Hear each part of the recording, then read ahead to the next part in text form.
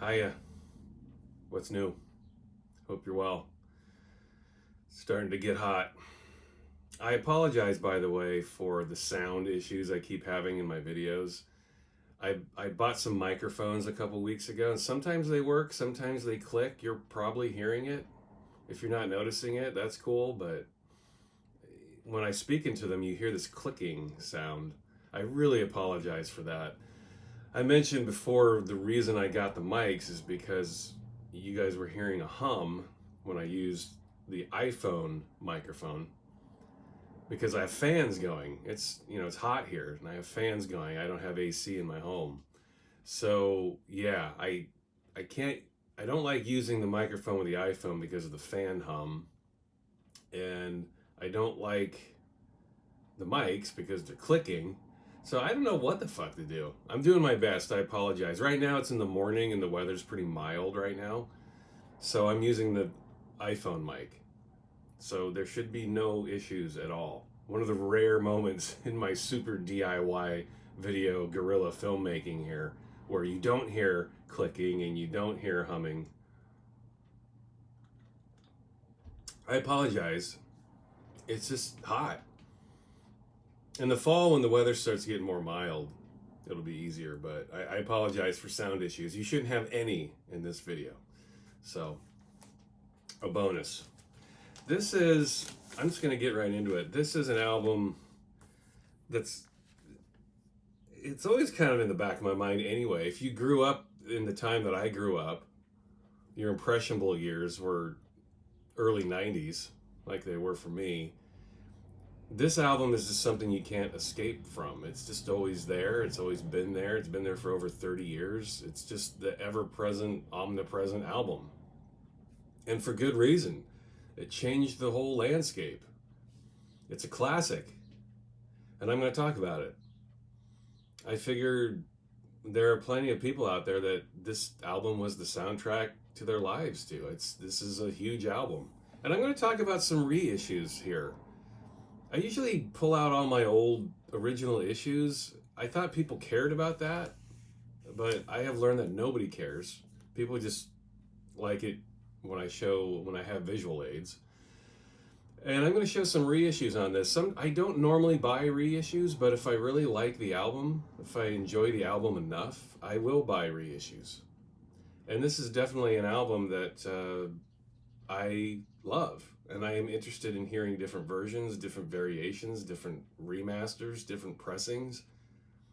This is an album that I just really enjoy revisiting, as many people do, as they should. This was the sound of a certain generation, along with other records, of course. But, of course, I'm talking about this. I don't even need to say it. This came out in 1991, which was a massive year for albums. I don't even want to start naming them off. Think about that, though. You could probably think of a few. 91 was one of the most massive years for albums in recent memory. An incredible year. So much, it's so much. If you're younger and you're watching this video, go look up albums that were released in 1991. It will blow your mind. And that's just albums. That's not even mentioning the 12 inches and just everything. 1991 was a huge year. So if you were 17, 18 years old like I was in that year, your mind was being blown. You couldn't believe what was happening. It was just too much good shit happening. My turntable got worn out. I was so busy listening to records and trying to get caught up with all the trends, and you didn't even have enough time to think of it in that respect. It was just, gotta hear this, I gotta hear that. Non-stop classic stuff comes out in 1991. And it would continue throughout the decade, really. The 90s were a brilliant decade. I think I've mentioned this before, but other than the 70s, I think the 90s were the greatest decade of all time for music. It was mind-blowing, the kind of shit that was coming out. The 70s and the 90s. I wasn't old enough to experience in its time what was happening in the 70s, but I've had time to catch up. And man, what a decade. I was there for the 90s, and holy crap, it was a decade to remember. This album, we all know this one. I'm not gonna get super into the details with this one. We know who produced it. We know all the details of this already. I'm not gonna give you Screamadelica 101. You already know all that shit. And if you don't, you can go look it up on Wikipedia. I'm not going to be your Wikipedia page for this. I'm just going to tell you my experience and how I feel of it. And I'm going to talk about the singles and a demo compilation. So this might be a rather lengthy video. No more lengthy than anything else I do. Maybe a half an hour or so. I don't know. Maybe less than that. This is an album that requires a lot of discussion, though. It only evolves as time goes on. This was not my introduction to Andy Weatherall. I'd known of him.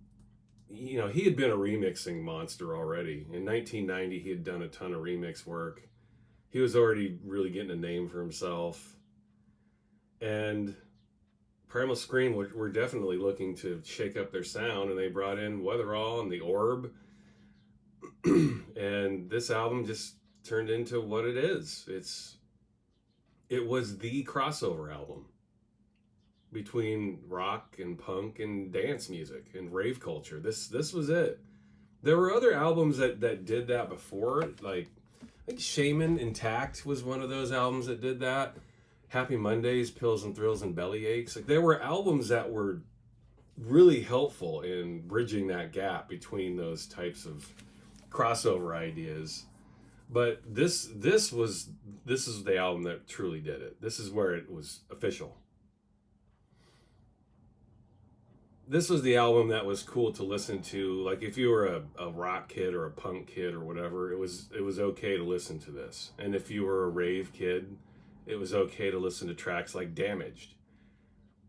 It was just everything all wrapped up in one little nice package.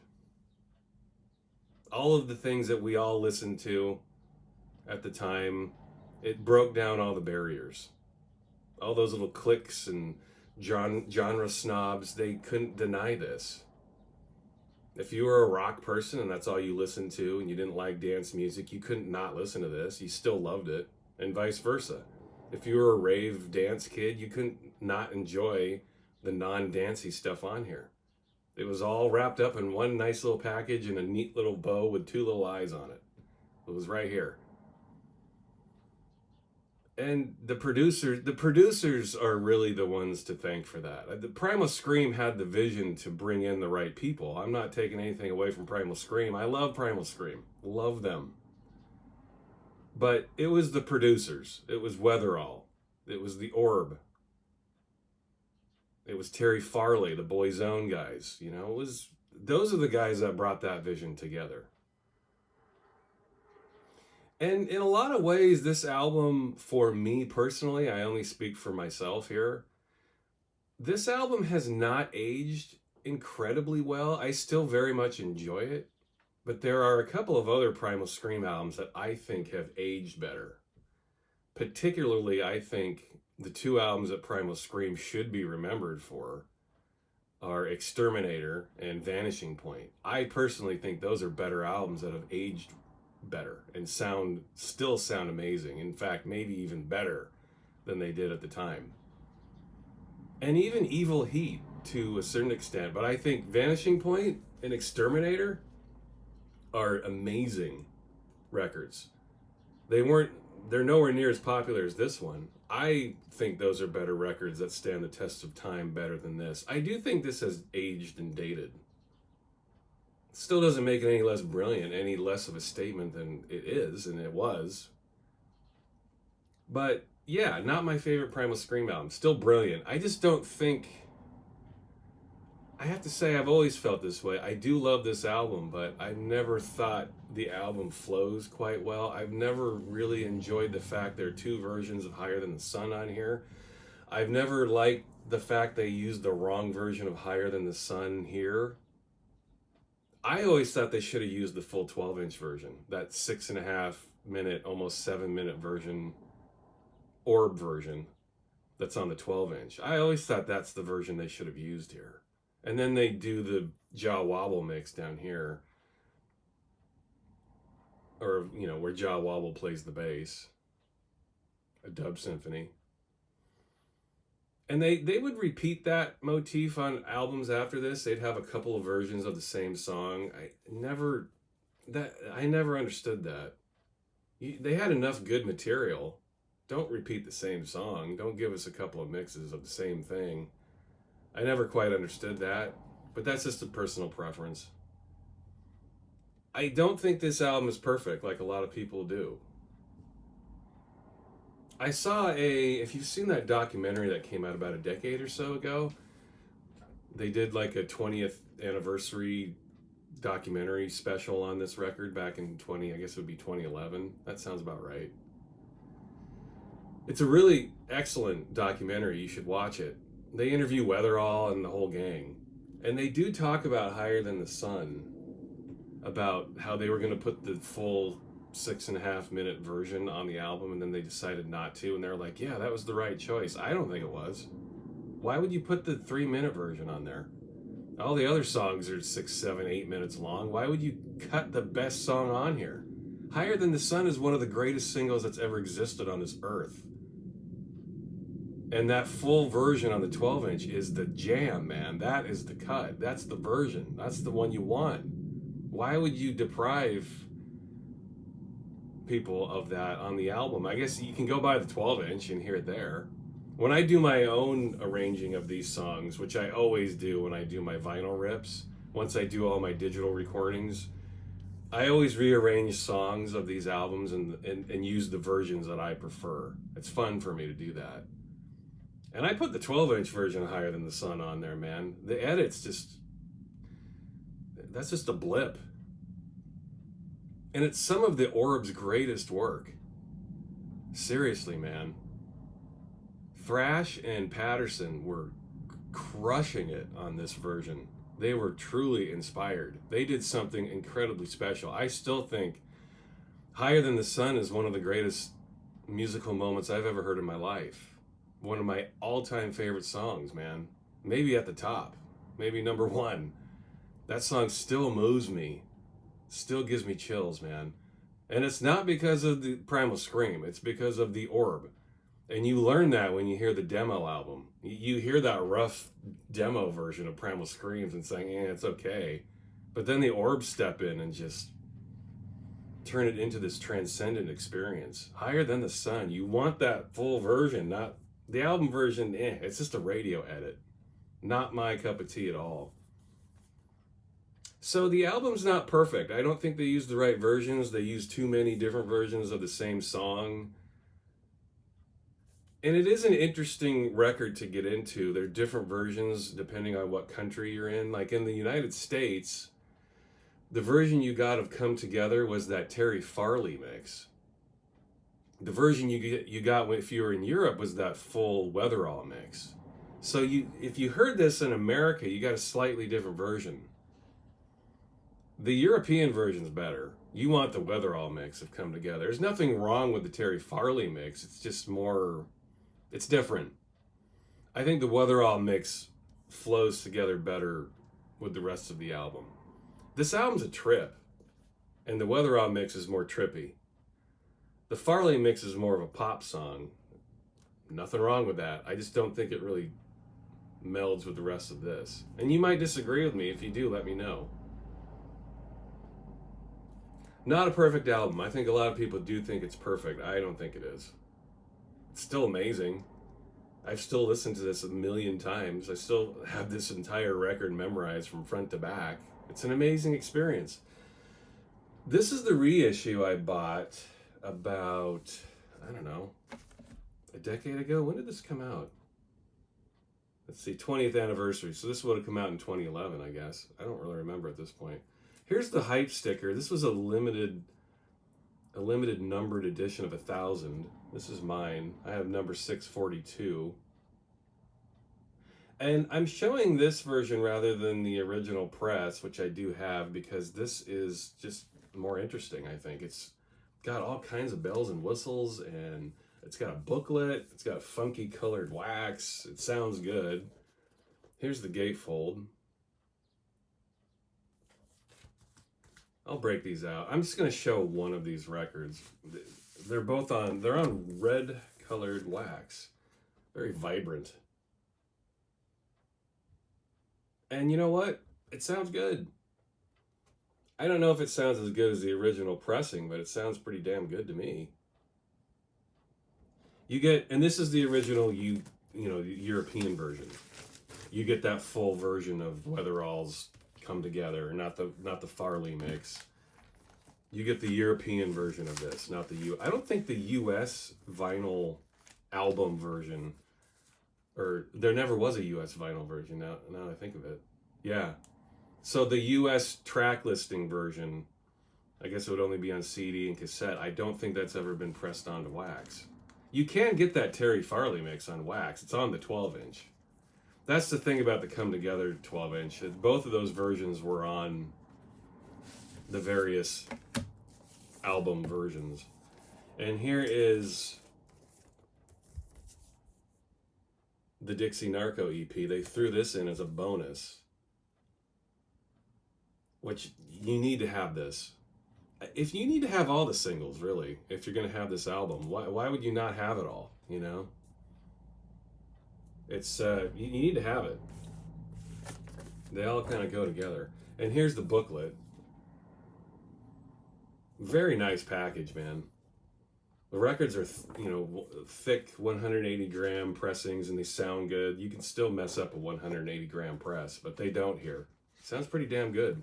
I'm generally not a fan of colored wax, and yeah, you get some commentary, you get some writing, you get some photos. It's a very nice, it's the 20th anniversary of a classic album. You need to have all this stuff. You get some Andy Weatherall commentary there.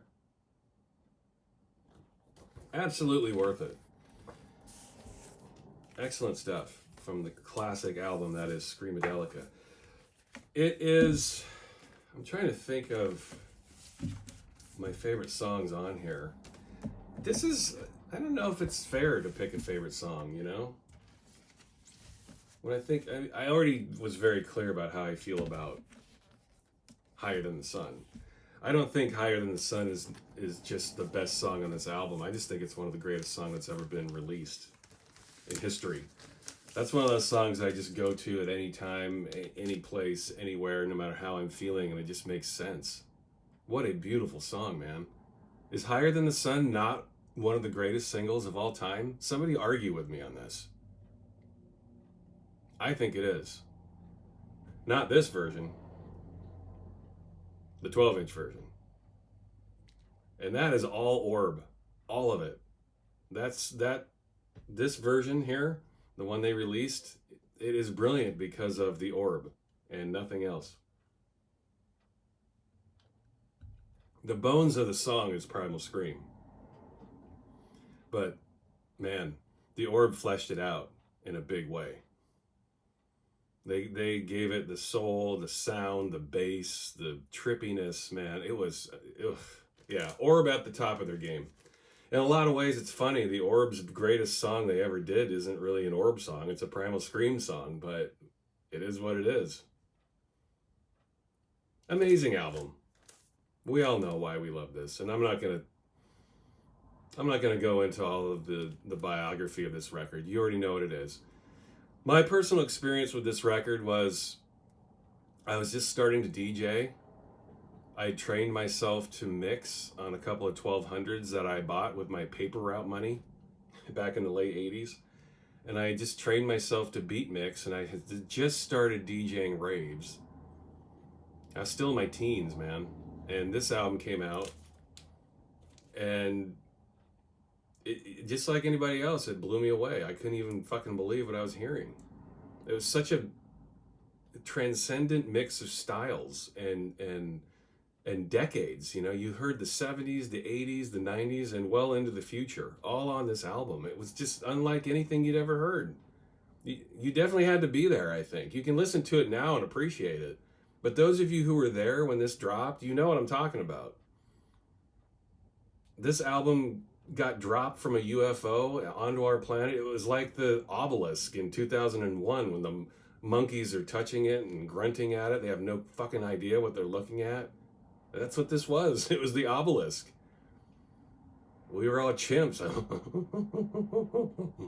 I mean, we had no idea what was going on. This was amazing. Music just didn't sound like this at the time. It was almost an impossible thought to have such accessible pop music released and presented in such an alien way, unlike anything we'd ever heard. And that was my reaction to it. I already was listening to all kinds of mind-melding shit.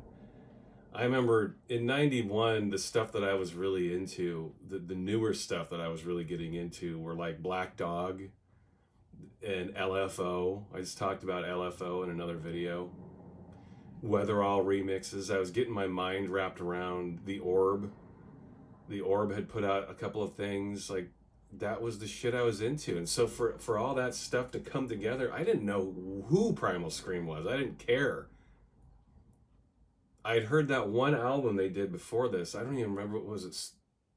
Flower Groove or something? I don't even remember the name of it. I thought it was shit. I heard it and I was like, yeah. I didn't even think that it was shit. I just didn't think anything of it at all. I just thought it was another indie rock pile of steaming poop, and I moved on. So when this album came out and all these producers were on it, I was like, well, I have to hear it. And then it was just mind-blowing. Absolutely mind-blowing. And it all got preceded really by Come Together when Weatherall stepped in and did that mix. If you watch the documentary, I think it was it Innes? Andrew Innes? Was it Duffy? I think it was Innes. I can't remember. I know it wasn't Gillespie. I think it was Innes. He basically he approached Weatherall, who was already a well-known DJ and playing acid house records and doing all that thing. They approached Weatherall to remix this. That's where it all started. Or wait, sorry, no, it was Loaded. It was Loaded, right? Was it Loaded? I'm trying to remember. It was Come Together or Loaded. Sorry, I think it was Loaded, actually. And Loaded is based on, yeah, it was Loaded. The name of the song is I'm Losing More Than I'll Ever Have, right? I'm Losing More Than I'll Ever Have. It's on one of these 12 inches. I forget now, but I think that's the name of the original song. I'm Losing More Than I'll Ever Have, which is just like a bluesy, down-tempo swamp song. Almost sounds like an old Leonard Skinner song or something. Nothing to write home about. But Weatherall loved it, and Innes came to Weatherall and said, fucking destroy it. Weatherall talks about this in the documentary, but that was Primal Scream's approach. They were all about collaboration, bringing people in and just letting them fucking destroy it. And that's what Weatherall did. You don't even recognize this song. Loaded, there's like a couple of vocal snippets that you can recognize, but for the most part, it's an instrumental. There's really no vocals on it. The only vocal is Bobby Gillespie going, woo, yeah. That's about it. Totally different song. And that's where it all started. The rest is history. And that is a great way to encapsulate that whole era of music. Fucking destroy it. It was all about taking these old ideas and old approaches to music and throwing them out the fucking window. And doing it, starting anew, taking old ideas and appreciating them, not dismissing them or trivializing them, just re-visualizing them. And that's, to me, what this album is. It's a revisualization of what came before it. It's respecting it and noticing it, acknowledging it, but repackaging it. For the 90s, it was a new decade. It's time to change. And there's too much exciting shit going on. There's no reason in dwelling in the past. You need to be thinking about the future. That's what this record represents. I'm going to talk about this now. I have all these singles, but I thought it would be fun to open up this box set I mean, it's already open, but I'm going to... This basically compiles all of the singles. Every damn one of them. Really nice box set. Pressings are nice. I don't know. I'll kind of whip through these really quickly. I'll show them. Ooh. Yeah, this came out a couple of years ago. It has all of the singles plus an extra one that you didn't get with the original album when all this shit got released back in the 90s. It actually has a bonus on here. Has some art prints and are they in there? Must be with this. Yeah, you get some really nice stuff here. Here we go. I'm losing more than I'll ever have. Yeah, I just lost something. Oh, the download code. Don't you love it when those fall all over the place? That's so fun. Chasing after your download codes. I'm losing more than I'll ever have. And you get Ramblin' Rose, the live version, and then Loaded, which is I'm losing more than I'll ever have, just the Weatherall mix. This is where it all started. And the vinyl pressings here are actually really nice. They recreate the original labels. These all came out on Creation. You remember Creation? Basically, the other Warp, the one label that mattered back then, Warp and Creation. At least for me, those were the two labels where I didn't miss a beat. Everything that came out on Warp and Creation, I generally picked them up. I never missed them. Creation, their music was different, but it was in the same spirit. It was just good music, you know? That was it. We like this music and we're putting it out. We think this music represents something higher and more special than anything else you hear. And Creation was all about that.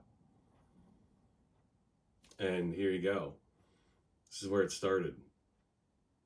Yeah, the two Primal Scream tracks are okay. It's the Weatherall mix. That's the one. That's the hit. That's the cut you want here. That's the one that knocked everybody back on their asses.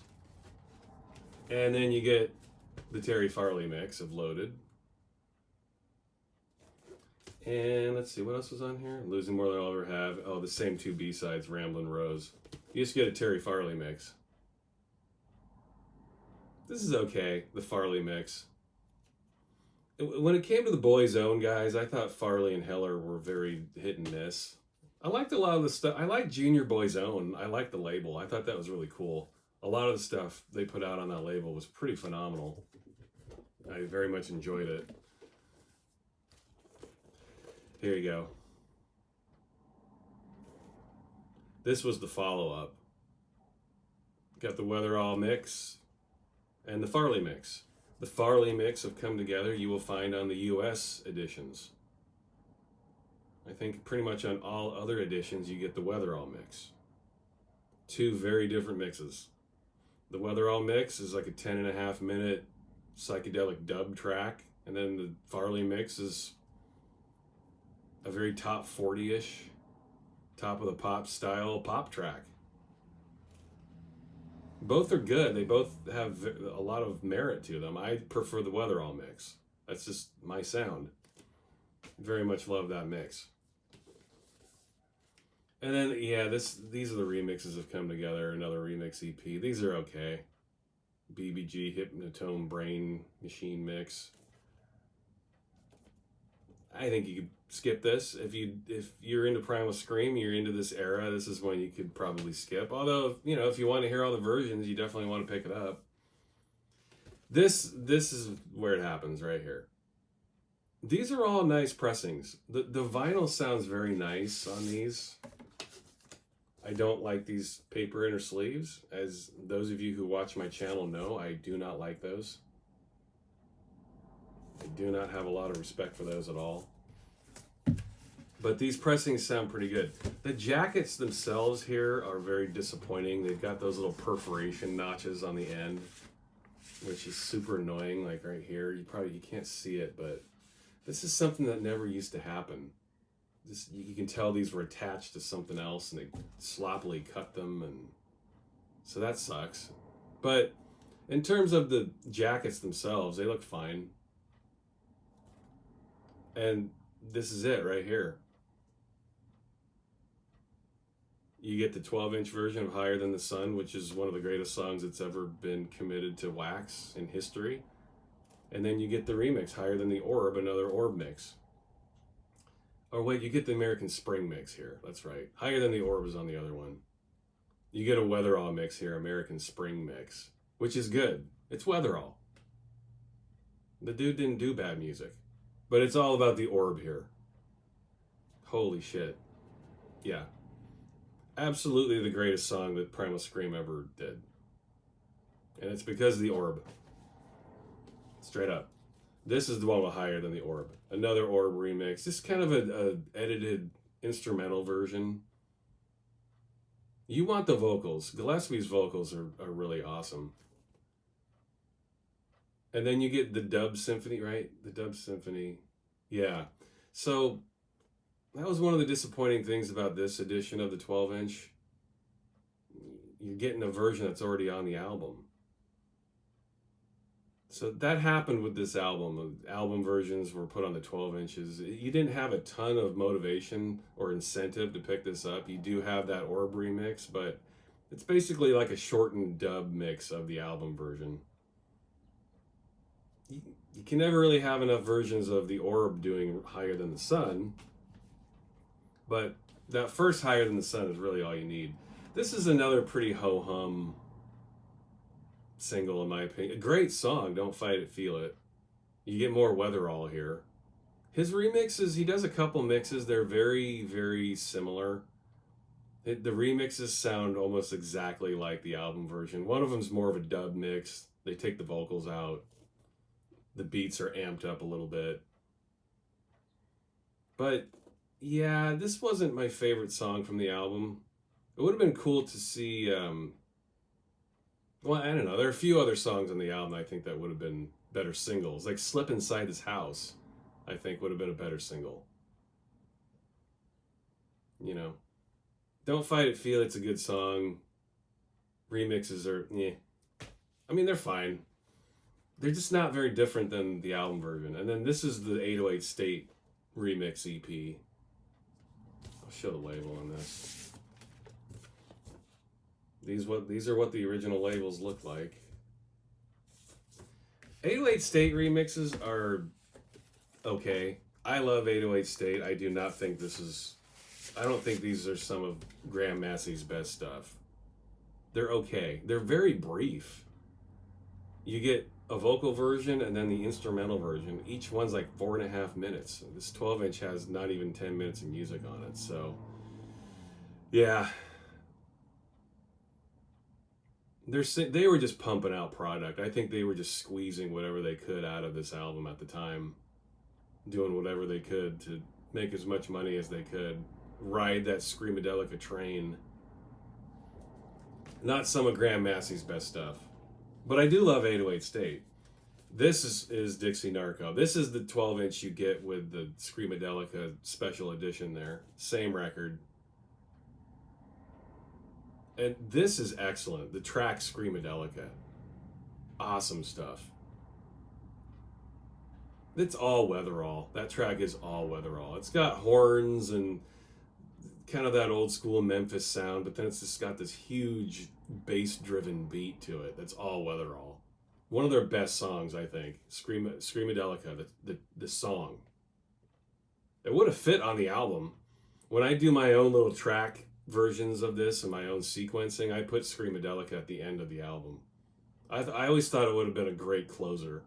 But this came out the year after. They probably weren't done with it. I don't know. Maybe they just weren't. The song wasn't completed. And then this is the bonus you get. This is Shine Like Stars. And it's got a couple of Weatherall mixes. When I say a couple, it's really just got one remix.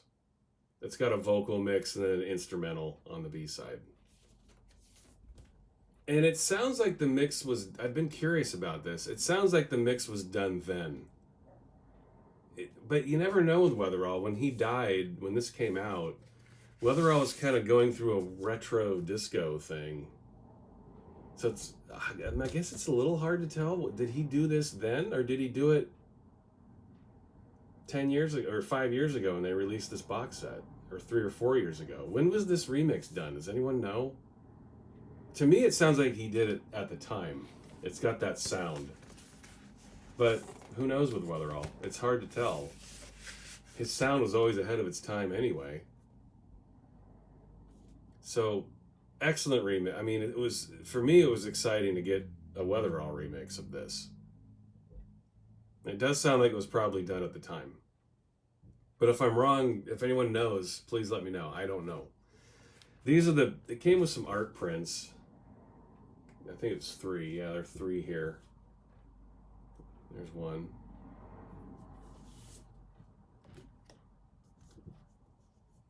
There's 2.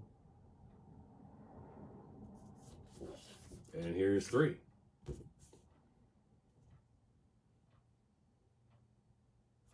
So, I do think it's well worth your money. If you love this album, these are good pressings. The jackets are kind of sloppy, but the artwork is well created. It doesn't look like pixelated bad scans of records. You know, a lot of reissues do that.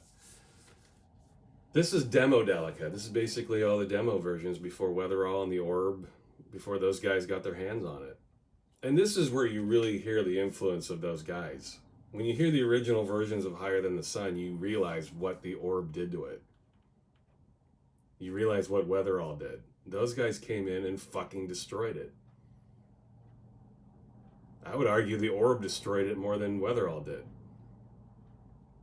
But, not trying to compare. Weatherall did an amazing job here. This is where most people learned of who he was. There were those of us who knew who he was already, but this is where he definitely made his mark with most people. Fucking destroying all of these tracks. And this is just a nice little piece to have if you love this album. It's I don't know that it would be required, you know, or necessary for you to have this, but if you love this album, you're going to have this anyway. You definitely hear, you know, you definitely kind of understand why. Here are the label. They both look the same. I'll just show the Columbia labels. You definitely start to understand why these guys wanted some input from these hip now DJs and producers, you know. Primal Scream, I don't know that they were going anywhere with this sound. They definitely kind of proved that with their album after this, Give Out But Don't Give Up. That album was just garbage. I'm one of those people that album came out and people were just pissed. And they should have been. That album's trash. I still don't like it. I've tried to enjoy that album and it's never happened. The singles are cool because you get some remixes there. Especially the Jailbird single. You get Weatherall mixes there and they're killer. But Primal Scream did the old bait and switch there. They did Screamadelica and then they went and did Give Out and Don't Give Up, and it was like this tired old Rolling Stonesy blues jam. It was super boring. It's still not a good album in my opinion. I know some people love that album, but I still think it's garbage. They learned their lesson though. They followed that up with Vanishing Point and crushed it. That's their best album, I think. I've done a video on Vanishing Point, by the way. I hope you watch it. That's their best album, I think. And then Exterminator, probably my second favorite. They learned their lessons. They went and started making kick-ass music again, and it was good. I'm glad they did. But this is what put this band on the map. They'd already put out some stuff before this. People were getting bored with that sound, and they knew it. And they redefined themselves. They had the balls to do it, and it worked. One of the great classics of our times. We all know that. But it's worth picking up all these singles and the demo album too. If you really love this album, you really want to dig deep into it. And there's plenty of opportunity to do that with all of these releases. Tons of stuff to unearth and discover and listen to. Screamadelica, one of the greats. Talk to you next time.